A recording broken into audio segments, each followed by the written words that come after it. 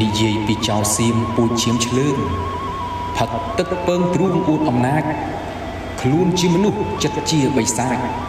លោភលន់ហួសមៀតមិនខ្លាចរអាខ្មែររស់ពឹងសក់ស្រណុកខ្លួនចៅសៀមលោកពួនលួចទឹកដីសម្លាប់ប្រជាគ្មានត្រាប្រណីចូលប្លន់យកដីគេដូនតាប្លន់ទាំងប្រាសាទគេបុរាណ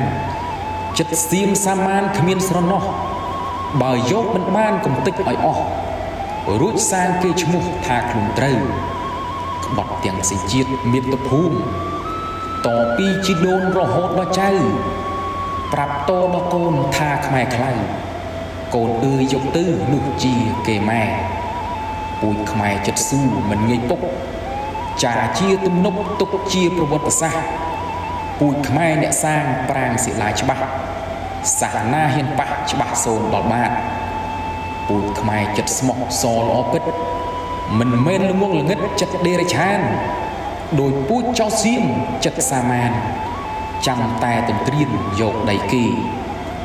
អក្សរខ្មែរស្អាតស្រស់សង្ហានៅតាមសិលាចាដំណ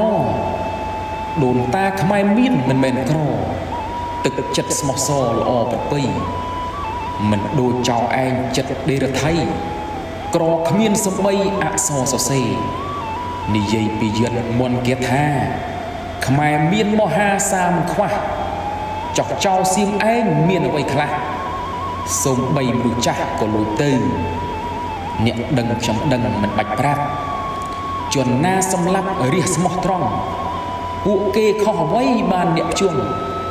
កំភ្លើងកណុងសម្លប់ស្រែកទោះចង់មិនចង់ក៏ត្រូវស្លាប់សម្រែកឈឺចាក់លឿនពេញព្រៃជីវិតខ្ញុំអើយតើហេតុអ្វីបែរជាមកខ្សែព្រោះស្នាដៃសៀមពួកគេអង្វរក៏ពួកអ្នកយកជើងមកធាក់ទម្លាក់ជ្រោះស្លាប់កោជើងគ្នានាកាលនោះទើបជាហៅឈ្មោះថាភ្នំខ្មោច1979ដើម្បីរួចខ្លួនទើបជំនះតែអកុសលក៏ប្រទះខ្លាពាកមុខព្រះប្រលះសាច់ដោយសារជីវិតទើបគេហ៊ានលុកដៃពឹងសៀមដើម្បីរស់80000នាក់ជាលេខទោះតែតាមពិតនោះគឺជាអបាយពិភពលោកដឹងហើយនឹងឮអំពីជំងឺឈឺរ៉ាំរ៉ៃ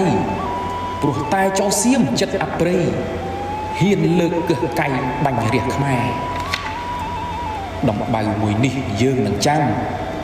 ចាជាបំណាំចាំមិនភ្លេចដាស់តឿនកូនខ្មែរឲ្យចេះកិច្ចផលិតផលកក្រិចរបស់សៀម